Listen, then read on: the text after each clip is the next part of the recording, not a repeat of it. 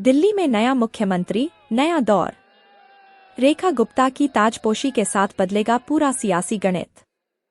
क्या आम आदमी पार्टी को बड़ा झटका लगा? पहले ही दिन चौंकाने वाले फैसले, दिल्ली की जनता के लिए क्या है बड़ा तोहफा?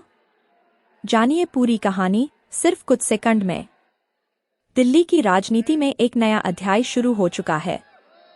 रेखा गुप्ता ने मुख्यमंत्री पद की शपथ लेकर राजधानी की बागडोर संभाली है। रामलीला मैदान में आयोजित भव्य समारोह में उपराज्यपाल विनय कुमार सक्सेना ने उन्हें पद और गोपनीयता की शपथ दिलाई।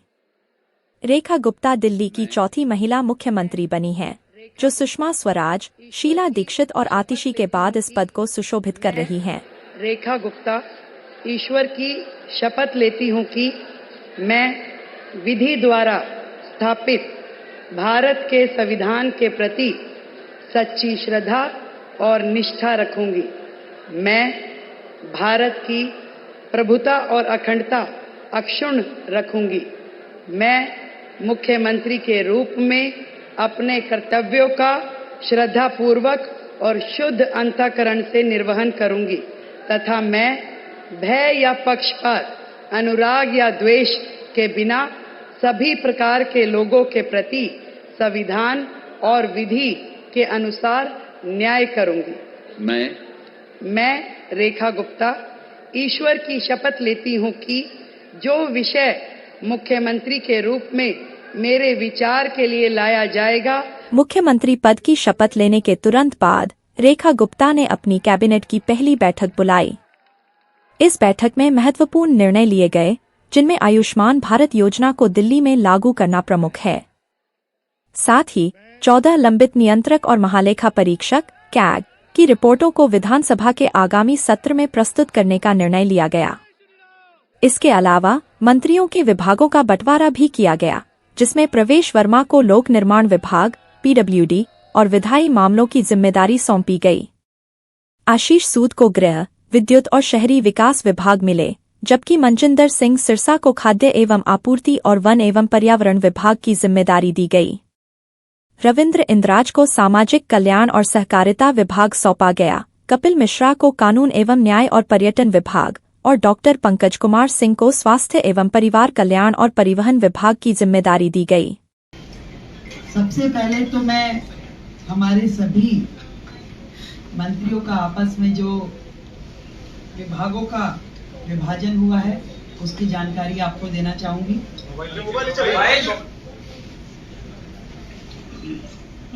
मेरे पास एज ए चीफ मिनिस्टर जो विभाग रहने वाले हैं उसमें general administration, services, finance, revenue, women and child development, land and building, information and public relation, vigilance, administrative reforms, planning and other department not allocated to any other minister. Shri Pravesh Sahib Singh Verma, PWD, Legislative Affairs, Irrigation and Flood Control, Water and Gurudwara Elections. Shri Ashish Sood ji, आपके पास home, power, urban development, education, higher education, training and technical education. Sardar Manjinder Singh Sirsa ji के पास industries, food and supplies, environment, forest and wildlife. Ravinder Singh Indra ji के पास social welfare, welfare for SC and ST, cooperatives and election. Shri Kapil Mishra, law and justice, labor, employment, development, art, culture and language and tourism. Pankaj Kumar Singh, health and family welfare, transport, information and technology.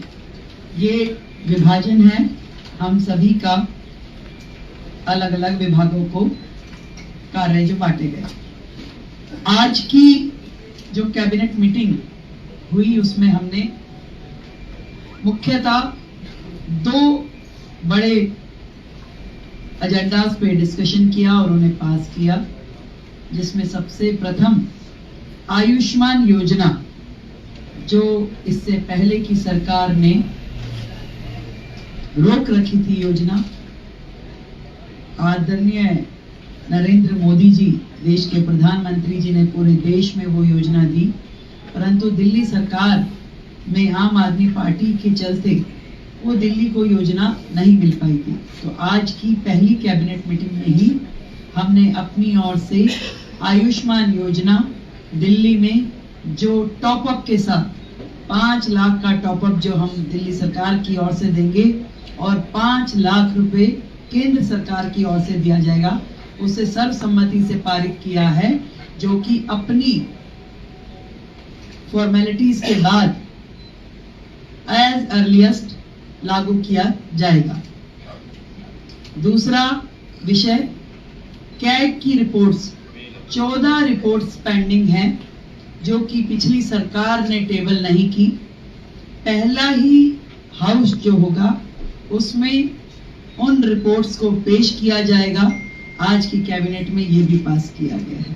तो ये दोनों चीजें जो आज हमने यहाँ पास की और बाकी चीजों पर डिस्कशन किया, बाकी भी जो हमारा एजेंडा है, जो हमारी कमिटमेंट्स हैं, बहुत जल्द एक एक को आकार देकर के हम उसे पास करेंगे और आप सभी के समक्ष उसे प्रस्तुत करेंगे।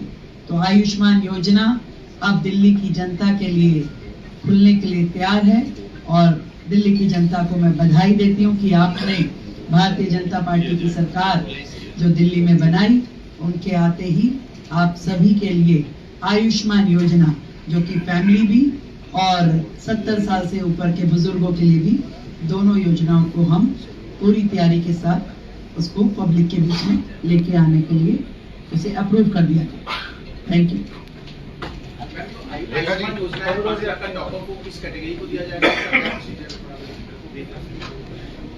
जो कैटेगरी है इसके लिए, आयुष्मान योजना के लिए, वो प्रिसाइज है उसमें और उसी कैटेगरी को वो दिया जाएगा। इसके लिए हम आपको डिटेलिंग दे देंगे और जितने भी लोग हैं इसके लिए रजिस्ट्रेशन करना होगा, हमें सेंट्रल गवर्नमेंट के साथ एमओयू करना होगा। तो आज हमने अपनी ओर से फॉर्मेलिटीज यहाँ पूरी कर दी है बहुत जल्द, क्योंकि पिछली गवर्नमेंट ने कुछ कोर्ट में लिटिगेशन भी इसके खिलाफ डाला था, तो उसको भी हमने वापस लेने के लिए अपनी ओर से प्रोसीडिंग शुरू कर दी है। तो वो सारी प्रोसीडिंग पूरी होते ही हम लोग इस योजना को पब्लिक डोमेन में ले आएंगे। मैडम विधानसभा सत्र को लेकर क्या प्लानिंग, कब से होगा, कैसे होगा, कुछ अभी योजना? अभी हमने प्रपोज डेट्स कुछ निकाली है, तय होते ही आप लोगों को जानकारी देंगे। उसमें भी ऐसा है, उस योजना पे भी आज हमारा डिस्कशन हुआ है। उसमें बहुत सारी चीजें जो तय करने वाली है, क्योंकि विदाउट रजिस्ट्रेशन हम उसे किस कैटेगरी को और कहाँ देंगे, तो वो उसके लिए भी आज हमारी चर्चा हुई है। उसमें अभी और भी डिस्कशंस की जरूरत है, इसको हम अगली मीटिंग के साथ संपन्न करेंगे। Thank you so much all of you. Thank you.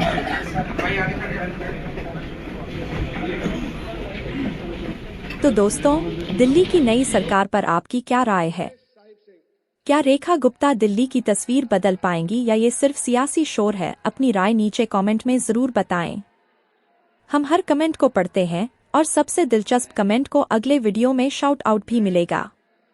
अगर वीडियो पसंद आया तो लाइक जरूर करें और हाँ, ऐसे ही तगड़ी और एक्सक्लूसिव खबरों के लिए चैनल को अभी सब्सक्राइब करें।